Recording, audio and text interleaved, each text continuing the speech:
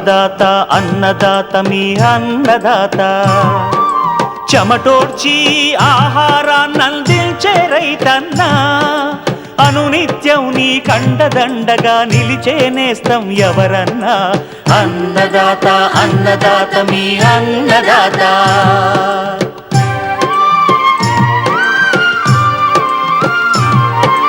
నూతన రీతుల సాగుబడికి నూరింతలు పెరిగే దిగుబడికి సూచనలిచ్చే సస్య రక్షణకు పశు పోషణకి శాస్త్ర విజ్ఞానం అందించి ముందుకు నడిపే తెలుగు రైతు భారతదేశానికి మకుటం అయ్యేలా తీర్చిదిద్దే ఆశయంతో మిమ్ము మేలు కొలిపేది అన్నదాత అన్నదాత అన్నదాత మీ అన్నదాత అన్నదాత అన్నదాత మీ అన్నదాత.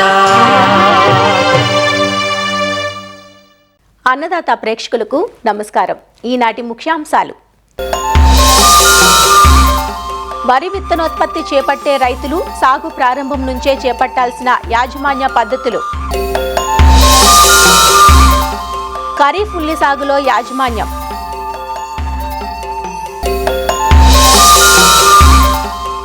క్రొత్తగా మామిడి తోటలు నాటే రైతులకు సూచనలు,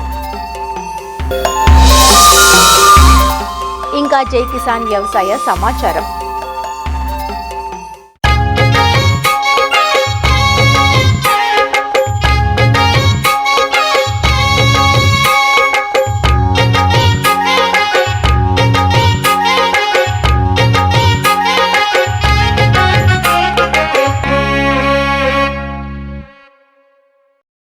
విత్తు కొద్దీ పంట అని నానుడి. విత్తన నాణ్యత, జన్యు స్వచ్ఛతపైనే పంట దిగుబడి ఆధారపడి ఉంటుంది. నకిలీ విత్తనాల వల్ల అనేకసార్లు పంటను కోల్పోతున్న సందర్భాలు చూస్తూనే ఉన్నాం. ముఖ్యంగా వరి విషయంలో సూటి రకాలనే ఎక్కువగా సాగు చేస్తుంటారు. సూటి రకాల విత్తనాన్ని ఉత్పత్తి చేయడం చాలా తేలిక. వరిలో విత్తనం బయట నుంచి కొనుగోలు చేయటం కన్నా సొంతంగా విత్తనోత్పత్తి చేపడితే మంచి దిగుబడితో పాటు తోటి రైతులకు నాణ్యమైన విత్తనాలను అందించడం ద్వారా అధిక ఆదాయాన్ని పొందవచ్చు. ఇతర వరి పొలాలకు సుమారు 200 మీటర్ల దూరంగా విత్తన మడిని ఏర్పాటు చేసుకోవడంతో పాటు బెరుకులు లేకుండా ఎప్పటికప్పుడు తగు యాజమాన్య పద్ధతులను ఆచరిస్తే విత్తన నాణ్యత ఉత్తమంగా ఉంటుంది. వరి విత్తనోత్పత్తి చేపట్టే రైతులు ఆది నుంచి సాగులో చేపట్టాల్సిన ఆ శాస్త్రీయ మెలకువలను తెలియజేస్తున్నారు ప్రొఫెసర్ జయశంకర్, తెలంగాణ రాష్ట్ర వ్యవసాయ విశ్వవిద్యాలయం పోలాస ప్రాంతీయ వ్యవసాయ పరిశోధనా స్థానం శాస్త్రవేత్త డాక్టర్ మధుకర్. వరి పంట అనేది ఆహార పంటలలో వరి పంట ఎక్కువ సాగవుతుంది. వరి పంట సూటి రకాలలో విత్తనోత్పత్తి రైతు స్థాయిలో విత్తనోత్పత్తి చేయడము చాలా సులభకరం. చిన్నపాటి మెలకువలు పాటించి రైతులు తమ పొలంలోనే రైతు స్థాయిలో విత్తనోత్పత్తి చేసి నాణ్యమైన విత్తనాన్ని పొందవచ్చు. ముఖ్యంగా విత్తనోత్పత్తి చేసే రైతులు నారు వేసే 15 నుంచి 20 రోజుల ముందులోనే ఆ మడిని నీటితో నింపి గత ఎండాకాలంలో సాగు చేసిన వరి పంట కానీ వేరే పంట కానీ 2-3 సార్లు కల్టివేటర్తో కానీ రోటివేటర్తో కానీ మంచిగా దమ్ము చేయాలి. 5 సెంట్ల నారు 1 ఎకరానికి నాటు వేయడానికి సరిపోతుంది. ఆఖరి దుక్కులో 1 కిలో యూరియా, 1 కిలో భాస్వరము, 1/2 kg పొటాష్ని వేసుకోవాలి. యూరియాని నారు వేసినాక 15 రోజులకు మళ్ళీ 1 కిలో వేసుకుంటే సరిపోతుంది. విత్తనోత్పత్తి చేసే రైతాంగము ప్రధాన పొలాన్ని కూడా నాటి వేసే 15 నుంచి 20 రోజుల్లోనే నీటితో మంచిగా తడపాలి. పొలమంతా 2-3 సార్లు మనము పొలాన్ని రోటివేటర్తో కానీ కల్టివేటర్తో కానీ దమ్ము చేసుకున్నట్టయితే మనకు ప్రీవియస్ పంట రాలిన గింజల్ని 90 నుంచి 90% నిర్మూలించుకోవచ్చు. రైతులు ముఖ్యంగా గమనించాల్సింది ఏంటంటే మోయి పురుగు నివారణకై నారు వీకే వారం రోజుల ముందే మనం కార్బోఫిరాన్ 3G గుళికల్ని 800 గ్రాములు నారుమడిలో చల్లుకొని ఆ నీరు అందులోనే ఇంకేటట్టు చూసుకొని 25 నుంచి 30 రోజుల నారుని తెంపి మన ప్రధాన పొలంలో 15x15 ఎడంతో కానీ 15x20 సెంటీమీటర్ల ఎడంతో కానీ నాటుకున్నట్టయితే కొంతవరకు మోగిపురుని 50% నిర్మూలించబడుతుంది. విత్తనోత్పత్తి చేసే రైతాంగము నాటిని 20 రోజుల తర్వాత కార్బోఫిరాన్ 3G గుళికలు కానీ కట్రాఫ్ హైడ్రోక్లోరైడ్ 4G గుళికలు కానీ ఎకరానికి 8 నుంచి 10 కిలోలు చల్లుకున్నట్టయితే మోగిపురును కానీ ఉల్లికోడిని కానీ నిర్మూలించుకోవచ్చు. విత్తనోత్పత్తి చేసే రైతాంగము 3 స్థాయిలో కీలలను ఏరవేయాలి. అది ఒకటి దుబ్బు దేశే దశ, ఒకటి పూత దశ, ఒకటి పంట కోసే దశ. అంతే. దుబ్బు దేశే దశలో మనకు పంట యొక్క ఆ పంట వరి రకం యొక్క ఆకు రంగు, ఆకు పరిమాణము, పిలకలు వేసే గుణం ఆధారంగా మనం సాగు చేసే వరి రకానికంటే భిన్నంగా ఉన్నట్టయితే వాటిని కేలీలుగా గుర్తించి వేర్లతో సహా నిర్మూలించాలి. ఇంకోటి మనం చేసే వరి రకాలు 80 నుంచి 90 రోజులకు పూత వస్తుంది. ఈ పూత సమయంలో కానీ పూత కంటే ముందు కానీ మళ్ళొకసారి మనకు ఈ కేలీలని బెరుకులుగా గుర్తించి నిర్మూలించాలి. ఇంకో దశ మనకు పంట పక్వానికి వచ్చే ముందు, వారం రోజుల ముందు, పంట కోసే ముందు మూడో దశ బెరుకులు వేసే దశ స్థాయి. ఈ దశలో గింజలు ఏర్పడతాయి. ఈ గింజ యొక్క సైజు, ఆ దొడ్డు గింజన, సన్న గింజన, ఆ గింజ సైజును బట్టి, గింజ రంగును బట్టి, కంకిలో ఉండే గింజ నెంబర్, గింజల అమరిక, వీటిని ఆధారంగా భిన్నంగా ఉంటే వాటిని కేలీలుగా గుర్తించి వేర్లతో సహా ఈ దశలో, మూడో దశలో బెరుకుల్ని నిర్మూలించాలి. పంట కోత అందరూ యంత్రాలతో చేస్తున్నారు కాబట్టి వరి విత్తనోత్పత్తి చేసే రైతులు యంత్రం ద్వారా పంట కోసే ముందు అందులో గింజలు ఏమీ లేకుండా శుభ్రపరిచి ఒక 2-3 సార్లు ఖాళీగా నడపాలి. మన క్షేత్రంలో వరి విత్తనోత్పత్తి చేసే క్షేత్రంలో దింపి తూర్పు పడమరంగా ఒకసారి, ఉత్తర దక్షిణంగా ఒకసారి యంత్రాన్ని నడిపి ఆ విత్తనాలని సపరేట్గా పోసుకొని పంట క్షేత్రంలో ఉన్న మిగతా వరి పొలంలో ఉన్న గింజల్ని వాటిని విత్తనంగా సేకరించుకోవాలి. ఆ కోసిన విత్తనాలని సపరేట్గా పోసుకొని ఎండ తీవ్రత తక్కువ ఉండే ప్రాంతంలో ఒక 2-3 రోజులు ఆరబెట్టుకొని ఆ విత్తనాన్ని కొత్త ఉన్న గోనె సంచుల్లో నింపుకొని గాలి వెలుతురు ఉండే ప్రదేశంలో దాన్ని భద్రపరచుకోవాలి. ఈ విధంగా రైతులు వరి విత్తనం నుంచి వరి కోసే వరకు సరైన దశలో చేయవలసిన యాజమాన్య పద్ధతులను పాటించి రైతులు తమ స్థాయిలో నాణ్యమైన విత్తనాన్ని పొందుకోవచ్చు.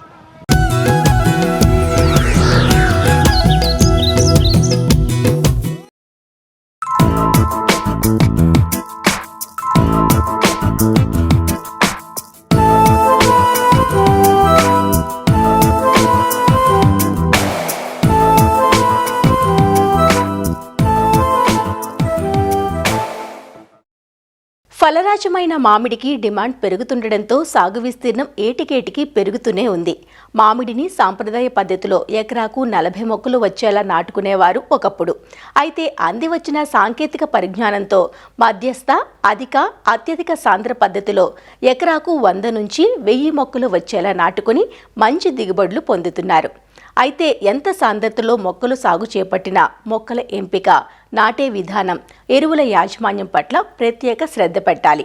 కొత్తగా మామిడి తోటలు నాటే రైతులకు సూచనలు అందిస్తున్నారు విజయనగరం జిల్లా చీపురుపల్లి ఉద్యానవనాధికారి చంద్రశేఖరరావు. మామిడికి అనువైన నేలలు కానీ వాతావరణం కానీ మన ప్రాంతంలో ఉండడం వల్ల, దీంట్లో అనుభవం అయినటువంటి రైతులు కూడా ఉండడం వల్ల మామిడి పంట అనేది నిరంతరం విస్తరణ సాగుతూనే ఉంది.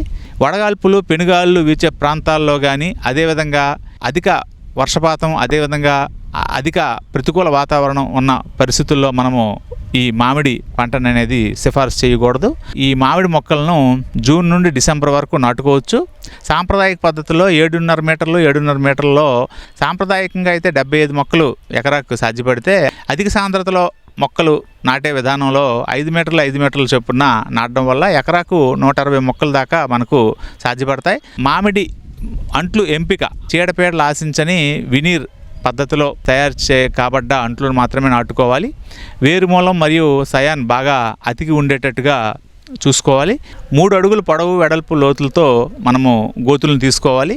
గోతులు తీసేటప్పుడు కూడా మట్టిని ఇన్వర్షన్ చేయాలి. అంటే పై మట్టిని ఒక పక్క, దాని కింద ఉండే 1.5 అడుగు మట్టి మరో పక్క వేసి, పై మట్టి కిందకి, కింద మట్టి పైకి వచ్చేటట్టుగా మనం గొంతుని మళ్ళీ ఫిల్ చేసుకోవాలి. మొక్క నాటేటప్పుడు తీసిన మట్టిలో సూపర్ ఫాస్ఫేట్ 2 కేజీలు, అదేవిధంగా ఈ క్లోరిపైరిపాస్ పౌడర్ ఒక 200 గ్రాములు, పశువుల గత్తం అన్నీ కలుపుకొని మనము గుంతని ఫిల్ చేసుకోవాల్సి ఉంటుంది. గుంత ఫిల్ చేసుకున్నాక అంటు మొక్కను నాటవలసి ఉంటుంది. అంటు మొక్కను నాటేటప్పుడు అంటు అనేది భూమికి 20 సెంటీమీటర్ల కంటే పైబడి ఉండేటట్టుగా అంటు మొక్క నాటుకుంటూ ఊతంకర్ర స్టేకింగ్ అనేది మనం కట్టుకోవాల్సి ఉంటుంది. ఈ రకంగా కట్టడం వల్ల అధిక వేగంతో వచ్చే గాలులకు మొక్క అంటు దగ్గర విరగకుండా మనం రక్షించిన వాళ్ళం అవుతాం. మొక్క నాటిన తర్వాత వేరుమూలం నుంచి వచ్చే చిగురులను తొలగించడంతో పాటు మొక్క నాటిన తర్వాత పోషక యాజమాన్యాన్ని కూడా మనం గమనించాలి. తక్కువ వర్షపాతం గల ప్రాంతాల్లో ఎరువుల్ని పోషక పదార్థాలని వర్షాకాలం మొదట్లోనూ రెండోసారి వర్షాకాలం చివరిలోనూ వేయాలి. మరి తొలకరలో 6వ నెల 7వ నెలలో జీలుగా ఎకరాకి ఒక 10 కిలోలు లేదా జనుము ఎకరాకు ఒక 25 కిలోలు లాంటి పచ్చిరొట్ట పైర్లని మామిడి చెట్ల మధ్యలో వేసి 45-50 రోజుల్లో కలిదున్నుకోవాలి. మరి సేంద్రియ ఎరువులు ఎక్కువగా వాడాలి. మరి బాగా చివికిన పశువుల ఎరువు సుమారు 100 కిలోలు లేదా వర్మీ కంపోస్ట్ 10 కిలోలు చెట్టు పాదులో వేసుకోవాల్సి ఉంటుంది. మరి ఒక్కొక్క మొక్కకు మొదటి సంవత్సరం నాటిన తర్వాత 100 గ్రాముల నత్రజని, 100 గ్రాముల భాస్వరం, 100 గ్రాముల పొటాషియం ఇచ్చే ఎరువులు, తర్వాత ప్రతి సంవత్సరం కూడా అట్లా 100 గ్రాముల చొప్పున పెంచుకుంటూ 10 సంవత్సరాల తర్వాత KG urea, KG super phosphate, అదేవిధంగా కేజీ మ్యూరేట్ ఆఫ్ పొటాష్ దాకా వేయవలసి ఉంటుంది. సాధారణంగా మొక్కల ఎదిగే దశలో వివిధ సూక్ష్మ పోషక పదార్థాల లోప సవరణకి లీటర్ నీటికి 5 గ్రాముల జింక్ సల్ఫేటు, 2.5 గ్రాముల ఫెర్రస్ సల్ఫేటు, 2 గ్రాముల బొరాక్స్, 2 గ్రాముల కాల్షియం సల్ఫేటు, 3 గ్రాముల మెగ్నీషియం సల్ఫేటు కలిపి సంవత్సరానికి 2 లేదా 3 సార్లు 6వ నెలలో 9వ నెలలోనూ మనం పిచికారీ చేసిన ఎట్లా ఇలాంటి సూక్ష్మ పోషక ఏవైనా కూడా లోపాలు ఉన్నా కూడా వాటి సవరణ మనం చేసినట్టు అవుతుంది. వర్షాకాలంలో అయితే 2 సార్లు తోటంతా దున్నడం వల్ల కలుపు మొక్కలను అదుపులో ఉంచడమే కాకుండా నేల గుల్లబారి వాన నీరు ఇంకడం జరుగుతుంది. మరి నీటి యాజమాన్యాన్ని గమనించినప్పుడు చిన్న మొక్కలకి 6 నెలల వరకు మనం కనీసం 2-3 రోజులకు ఒకసారి నీరు పెట్టడం అనేది కనీసం చేయాలి. డ్రిప్ పారుదల ద్వారా నీరు పెట్టుకోవడం వల్ల మంచి తోట డెవలప్ అయ్యే అవకాశం ఉంటుంది.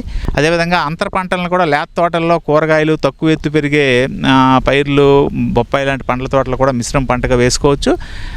కూరగాయలు, అదేవిధంగా పెసలు, అలసందలు వంటి అంతర పంటలు కూడా వేసుకోవచ్చు.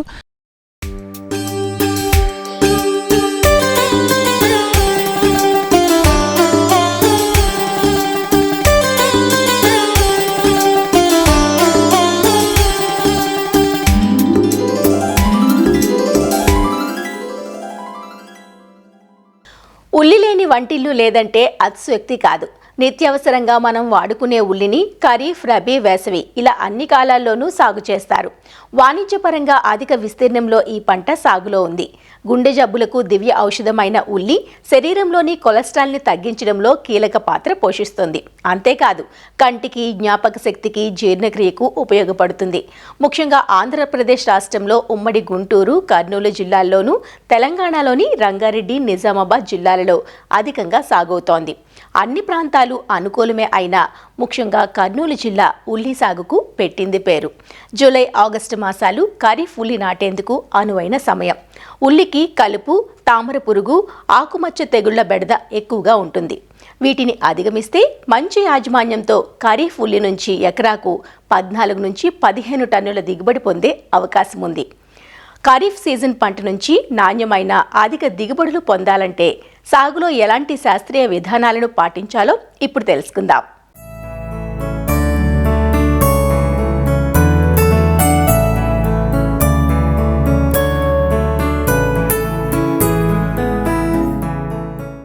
ఖరీఫ్ ఉల్లిని జూన్, జూలై నుంచి అక్టోబర్, నవంబర్ వరకు సాగు చేస్తారు. ఉల్లి సాగుకు నీరు నిలవని సారవంతమైన మెరక నేలలు అనుకూలంగా ఉంటాయి. ఎంచుకున్న రకాన్ని బట్టి 120 నుంచి 150 రోజులలో పంట పూర్తవుతుంది. యాజమాన్యం సక్రమంగా పాటించిన రైతులు ఉల్లి సాగులో ఎకరాకు 140 నుంచి 150 క్వింటాళ్ల వరకు అధిక దిగుబడులు సాధిస్తున్నారు. ఈ పంట సాగులో కాలానుగుణంగా రకాలను ఎంచుకోవలసి ఉంటుంది. బళ్ళారి రెడ్ పాయలు పెద్దగా ఉండి తెలుగు రాష్ట్రాలలోని అన్ని ప్రాంతాలలో సాగుకు అనుకూలంగా ఉంటుంది. పూసా రెడ్ పాయలు మధ్యస్థంగా అంటే 70 నుంచి 90 గ్రాముల బరువు ఉండి తక్కువ ఘాటుతో ఎక్కువ నిల్వ నాణ్యత ఉంటుంది. అర్కా నికేతన్ ఖరీఫ్, రబీ కాలాలకు అనువుగా ఉండి ఒక్కో గడ్డ 100 నుండి 180 గ్రాముల బరువు ఉంటాయి. పాయలు గుండ్రంగా ఎరుపు రంగులో ఉంటాయి. అర్కా కళ్యాణ్ ఖరీఫ్ సీజన్కు అనుకూలంగా ఉండి ఆకుమచ్చ తెగులును తట్టుకుంటుంది. అర్కా ప్రగతి 120 రోజులలో కోతకు వచ్చే ఈ రకం ఖరీఫ్, రబీ కాలాలకు అనువుగా ఉండి పాయలు గుండ్రంగా ఎరుపు రంగులో ఉంటాయి. S53 రకం 140 రోజుల పంటకాలం కలిగి పాయలు మధ్యస్థ గుండ్రంగా ముదురు గోధుమ రంగులో ఉంటాయి. అగ్రిఫౌండ్ డార్క్ రెడ్ పాయలు చిన్నవిగా గులాబీ రంగులో ఉండి ఘాటు ఎక్కువగా ఉంటాయి. ఎక్కువ రోజులు నిల్వ ఉండి రవాణాకు అనువుగా ఉంటాయి. సాధారణంగా మన రైతులు ఉల్లిని కాలానుగుణంగా 2 రకాలుగా నాటుతూ ఉంటారు. భూమిని బాగా దుక్కి దున్ని బోదెలు చేసి దానికి ఇరువైపులా నాటటం ఒక పద్ధతి అయితే సమతుల మళ్లలో నాటుకోవటం మరొక పద్ధతి. ఖరీఫ్లో వర్షాలు ఎక్కువగా ఉంటాయి కనుక బోదెలు చేసి నాటే పద్ధతిని ఆచరిస్తే గడ్డలు నాణ్యంగా ఉంటాయి. ఎకరా పొలంలో విత్తుకోవటానికి 3 నుంచి 4 కిలోల విత్తనం సరిపోతుంది.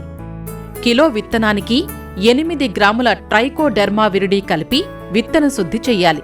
లేదా 3 గ్రాముల థైరం లేదా కాప్టాన్ కలిపి శుద్ధి చేసుకున్నట్లయితే చీడపీడల బారి నుంచి పైరును కాపాడుకోవచ్చు.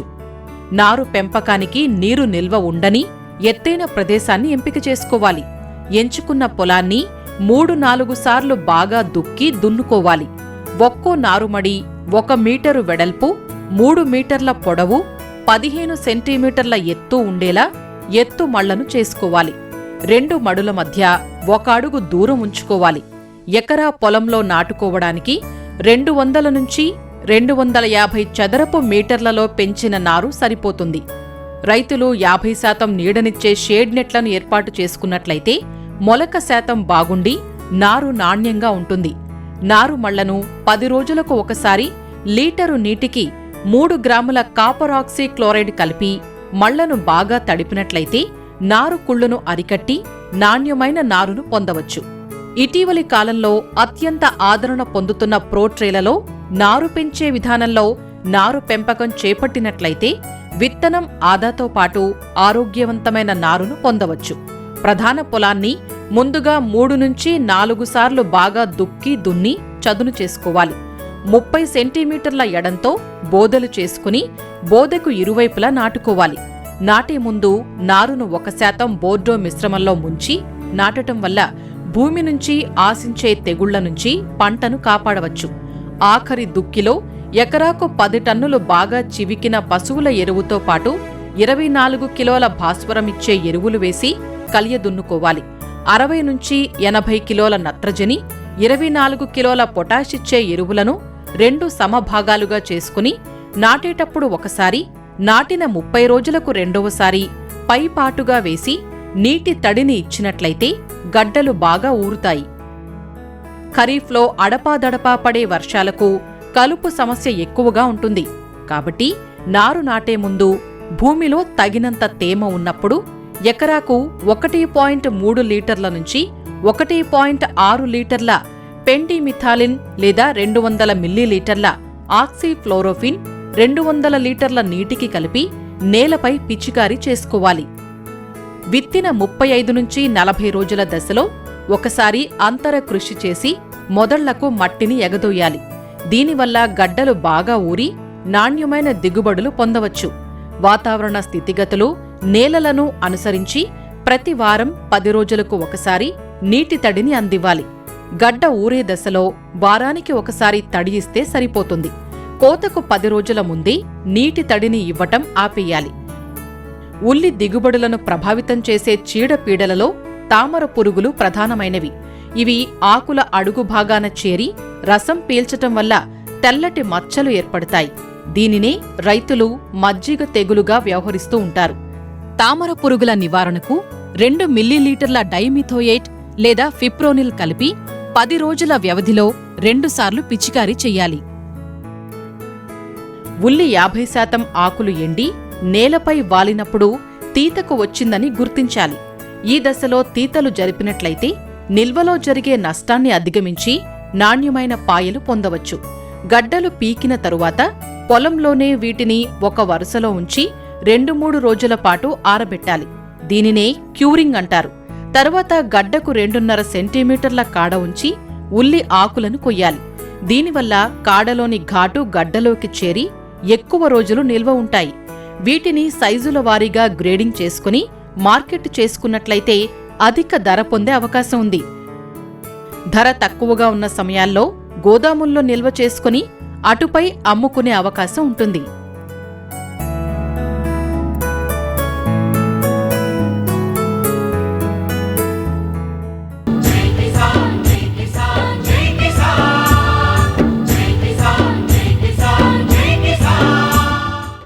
వ్యవసాయ సమాచారం ఇప్పుడు జై కిసాన్లో చూద్దాం. పార్వతీపురం మన్యం జిల్లా కురుపాం నియోజకవర్గానికి చెందిన యువ రైతు హర్ష షేడ్ నెట్లో యూరోపియన్ కుకుంబర్ సాగు చేపట్టాడు. ఆంధ్రప్రదేశ్ ప్రభుత్వ జలవనరుల శాఖ విభాగంలో విధులు నిర్వహిస్తూనే వ్యవసాయంపై ఉన్న మక్కువతో ఉద్యాన శాఖ సూచనలు సలహాలు తీసుకుని యూరోపియన్ కుకుంబర్ సాగు చేస్తున్నాడు. సుమారు 15 సెంట్లలో షేడ్ నెట్ ఏర్పాటుకు 3.5 లక్షల రూపాయల వరకు ఖర్చు చేసినట్లు రైతు చెబుతున్నాడు. ప్రస్తుతం పంట సాగు చేసి 45 రోజులు కావస్తోందని దిగుబడులు మొదలయ్యాయంటున్నాడు. మార్కెట్లో కిలోకు 22 నుంచి 25 రూపాయల వరకు ధర పలుకుతోందని, సాగులో మేలైన యాజమాన్య పద్ధతులు పాటించడంతో కాయల నాణ్యత బాగుందంటూ సంతోషం వ్యక్తం చేస్తున్నాడు. మాకున్న 2.5 ఎకరాల జాగాలో నేను రీసెంట్గా షేడ్ నెట్ వేసుకోవడం జరిగింది. 525 స్క్వేర్ మీటర్ షేడ్ నెట్ ఇది. రీసెంట్గా నేను కీరా దోస పండించడం మొదలు పెట్టడం జరిగింది. దీంతో మెయిన్ మనకు వచ్చే ఉపయోగాలు ఏంటంటే తక్కువ జాగాల అధిక దిగుబడులు సాధించే అవకాశాలు ఉన్నాయి. ఎందుకంటే ఇందులో మనకి 80% ఆఫ్ ది ఇన్సెక్ట్స్ అనేవి తగ్గుతాయి. లైట్ ఇంటెన్సిటీ కూడా మనం దీనివల్ల తగ్గించవచ్చు. దానివల్ల మొక్క మీద హార్ష్ యూవీ రేస్ పడకుండా ఈల్డ్ అనేది ఇంక్రీజ్ అవుతుందనేసి భావిస్తూ వేసుకోవడం జరిగింది. ఇప్పటికి క్రాప్ వేసుకుని 45 డేస్ అవుతుందండి. ఇప్పటికి మనం 500 కేజీస్ వరకు క్రాప్ తీసుకోవడం జరిగింది. 850 విత్తనాలు వేసుకున్నాను ఈ జాగాలో. టైం టు టైం ప్రూనింగ్, ఫెర్టిగేషన్స్, అలాగే ఫంగిసైడ్స్, ఇన్సెక్టిసైడ్స్ కూడా మనం స్ప్రే చేసుకుంటున్నాం. షేడ్ నెట్కి మొత్తం కలిపి మనకు 3,22,000 రూపాయలకి కేతీ కంపెనీ ద్వారా వేసుకోవడం జరిగిందండి. అలాగే మనకు ట్రాప్ క్రాప్ కింద బంతి మొక్కలు కూడా చుట్టూ వేసుకోవడం జరిగింది. దీనికి సింగిల్ స్టెమ్ సిస్టంలో ట్రిల్సింగ్ మెథడ్ యూజ్ చేసి ఈ మొక్కలు అనేది ఎక్కించడం జరుగుతుంది. సైడ్ షూట్స్ ఏమన్నా టైం టు టైం ప్రూన్ చేస్తాం. ప్రూనింగ్ అలాగే స్ప్రేయింగ్ చేసి ఎక్కువ ఈల్డ్ తీసుకోవడానికి ఫ్రూట్ క్వాలిటీ కూడా ఇందులో చాలా బాగా వస్తుంది. ఎందుకంటే ఫ్రూట్ ఫ్లైస్ కట్టే ఎఫెక్ట్ అవ్వవు. మ్యాక్సిమం ఇన్సెక్ట్స్ అనేవి లోపల రాకుండా ఉండడం వల్ల ఫ్రూట్ క్వాలిటీ బాగుంటుంది. దీనివల్లే గ్రేడ్ ఏ కుకుంబర్ని మనం తీసుకోవడం జరుగుతుంది. మనకు 22 రూపీస్ నుంచి 25 రూపీస్ మధ్యలో కూడా కేజీ అనేది వెళ్ళడం జరుగుతుంది. అలాగే మనకు mulching sheet, bed width 1 metre, bed to bed మధ్యలో విడ్త్ వచ్చేసి 50 సెంటీమీటర్స్ పెట్టుకుంటాం. ప్లాంట్ టు ప్లాంట్ డిస్టెన్స్ వచ్చి 45 సెంటీమీటర్స్ గ్యాప్ లో ట్రయాంగిల్ మెథడ్ యూజ్ చేస్తున్నాం. ఎందుకంటే ఈ హీట్ సమ్మర్ కి ఏరేషన్ ఎక్కువ జరిగి మనకి ఫ్లవర్ డ్రాప్ అనేది అవ్వకుండా ఉండడానికి 45 సెంటీమీటర్స్ గ్యాప్ అనేది పెట్టుకోవడం జరిగింది. అలాగే టైం టు టైం మనం ప్రూనింగ్ కూడా చేస్తాము. మొక్కలకి అవసరం లేని ఆకులను కూడా తీయడం జరుగుతుంది. ఇప్పటి వరకు మనం 500 కేజీస్ వరకు తీసుకోవడం జరిగిందండి. 45 డేస్ క్రాప్ ఇది. ఇంకా మనం దీనికి ఇంకో 90 డేస్ వరకు టైం ఉంది. మనం 3.5 to 4 టన్స్ వరకు ఎక్స్పెక్ట్ చేస్తున్నాము. యావరేజ్ ప్రైస్ 20 రూపీస్కి వెళ్ళినా రైతు 70,000 నుంచి 80,000 రూపాయల వరకు సంపాదించుకునే అవకాశం ఉంది. మనకు ఖర్చులు 30,000 పోయినా 3 నెలల్లో 3 నుంచి 4 నెలల వ్యవధిలో 50,000 నుంచి 40,000 మధ్యలో రైతు లాభం చేసుకునే అవకాశాలు అయితే ఇందులో ఉన్నాయి. దీనికి మనకు ఉద్యాన శాఖ వారు ఎప్పటికప్పుడు సహాయ సహకారాలు అందిస్తున్నారు. సబ్సిడీ కూడా అప్లై చేసుకోవడం జరిగింది. ఇంకా అది ప్రాసెస్లో ఉంది. సంప్రదాయ పంటల సాగుకు భిన్నంగా యూరోపియన్ కుకుంబర్ సాగును ఎంచుకున్నట్లు రైతు చెబుతున్నాడు. ఉద్యాన శాఖ సలహాలు సూచనలతో పంట ఆశాజనకంగా ఉందంటున్నాడు. మరిన్ని విభిన్న అంశాలతో రేపటి అన్నదాతలో మళ్ళీ కలుసుకుందాం. నమస్కారం. అన్నదాతలు తమ సందేహాలు, సమస్యలను 1800-425-4085 టోల్ ఫ్రీ నంబర్లో ఉదయం 10 నుంచి 11 గంటల మధ్య పని దినాలలో సంప్రదించగలరు. ఈ కార్యక్రమాన్ని యూట్యూబ్లో www.youtube.com/annadata ETV లింక్ ద్వారా వీక్షించవచ్చు.